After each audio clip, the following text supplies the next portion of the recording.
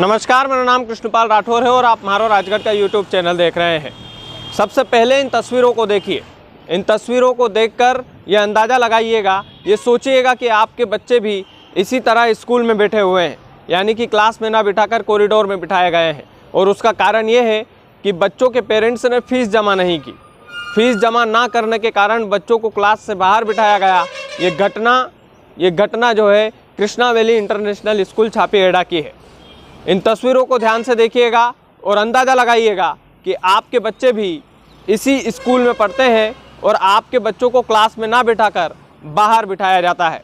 Krishna valley international school की ये तस्वीर कल दिन भर सोशल मीडिया पर वायरल रही और वायरल होने के बाद कलेक्टर हर्ष दीक्षित ने भी इस पर कड़ा एक्शन लिया। कृष्णा वैली इंटरनेशनल स्कूल के प्राचार्य के खिलाफ कलेक्टर हर्ष दीक्षित ने एफआईआर करने के आदेश दिए और न केवल एफआईआर के आदेश दिए, पूरी जांच के आदेश भी दिए।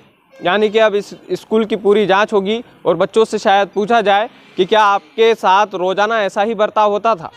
कृष्णा वैली इंटरनेशनल स्कूल के बारे में इस तरह की खबर पढ़ना मुझे खुद को अच्छा नहीं लग रहा, क्योंकि वो मेरा भी स्कूल था, मैंने भी वहाँ पर पढ़ाई की थी। कृष्णा वैली का मैं छात्र रहा हूँ और इस तरह कॉरिडोर में बैठे बच्चों की खबरें बनाना कृष्णा वैली के खिलाफ मुझे कतई अच्छा नहीं लग रहा है, क्योंकि हम भी कभी इसी कॉरिडोर में घूमे, हमने भी कभी इसी स्कूल में पढ़ाई की थी। लेकिन क्या करें, कर्म है, करना पड़ता है। इस तरह का बर्ताव वाकई में इतने शिक्षित स्टाफ के साथ कृष्णा वैली इंटरनेशनल स्कूल बसा हुआ है और सालों से चल रहा है। कई विद्यार्थी पढ़ाई भी करते हैं उसमें, लेकिन इतना शिक्षित होने के बाद भी इतनी गिरी हुई हरकत यहाँ के स्टाफ को नहीं करना चाहिए। हाँ, ये बात अलग है कि पेरेंट्स को बच्चों की फ़ीस का पूरा ध्यान रखना चाहिए, लेकिन उसकी सज़ा बच्चों को क्यों मिला, उसकी सज़ा बच्चों को नहीं मिलनी चाहिए। और इसलिए नहीं मिलनी चाहिए क्योंकि बच्चों पर मानसिक दबाव आता है। यदि कोई बच्चा स्कूल में जाता है और उसे पता चलता है कि मुझे फ़ीस की वजह से आज फिर से बाहर बैठना पड़ेगा, तो दिन भर इस बात का उसे टेंशन रहता है।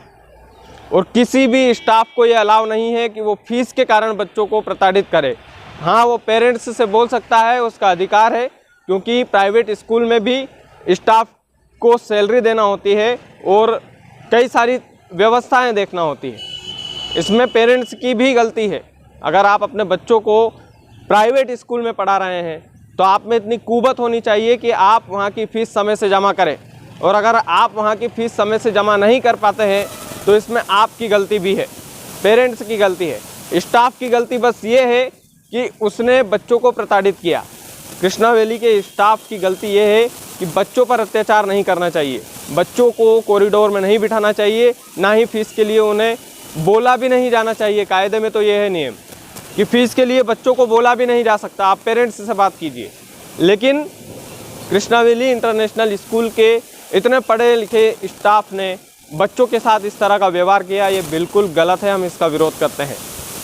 फ़ीस मांगता है अगर पेरेंट्स से कृष्णा वैली इंटरनेशनल स्कूल का स्टाफ या कोई अन्य प्राइवेट स्कूल का स्टाफ, तो हम उनके साथ खड़े हैं कि आप अपने बच्चों को पढ़ा रहे हैं तो आप उनकी फ़ीस दीजिए। वहाँ की बसेस बंद करवा दीजिए। आप बसेस मत भेजिए कि आप फ़ीस नहीं दे रहे हैं, हमारे पास पैसा नहीं है इतना कि हम बसेस भिजवा पाएँ आपके गाँव में।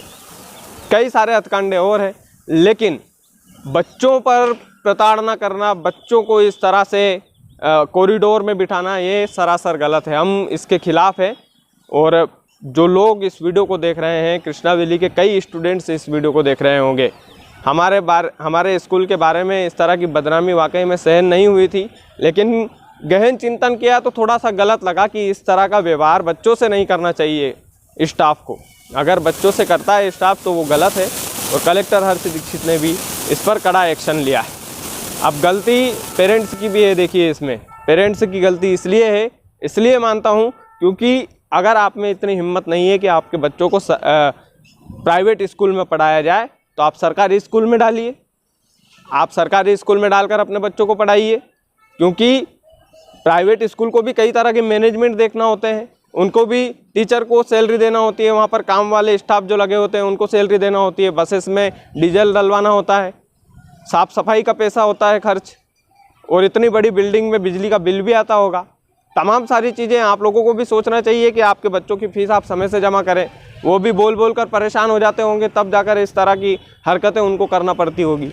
तो इसमें स्टाफ की भी गलती है और इसमें पेरेंट्स की भी गलती है। ये जो वीडियो है ये सोशल मीडिया पर तेज़ी से वायरल हो रहा है और यकीन मानिएगा इस वीडियो को वायरल होने के बाद मुझे कतई अच्छा नहीं लगा था, क्योंकि इस तरह की खबरें ना पक्ष में बनाई जा सकती है ना विपक्ष में।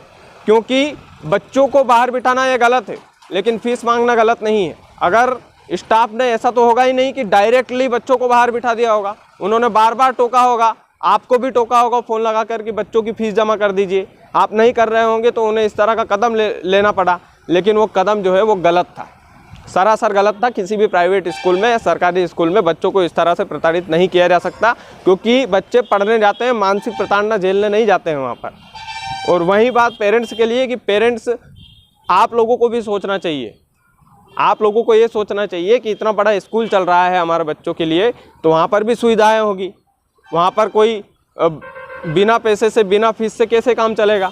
तो आप लोगों को भी समय का ध्यान रखना चाहिए और एक निर्धारित समय इस तरह के बड़े स्कूलों को डिसाइड कर लेना चाहिए कि इस समय में आपकी ये इंस्टॉलमेंट जमा करना है, मतलब जमा करना है।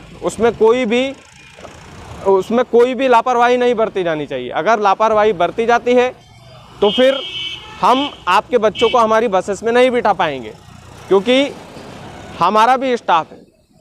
इस तरह की टर्म एंड कंडीशन का एक फॉर्म पहले ही पेरेंट्स से साइन करवा लेना चाहिए, लेकिन बच्चों पर अत्याचार नहीं होना चाहिए, किसी भी तरह से नहीं होना चाहिए। इतने छोटे छोटे बच्चे हैं, उन पर अत्याचार बिल्कुल गलत है मेरे हिसाब से। कृष्णा वैली इंटरनेशनल स्कूल की ये खबर थी और ये खबर दोनों एंगल से मुझे ठीक लगी, इसलिए मैंने इस खबर पर अपनी टिप्पणी देना उचित समझा। बाकी आपके हवाले करता हूँ, कमेंट में बताइएगा गलती किसकी है और किसकी नहीं। बहुत बहुत धन्यवाद।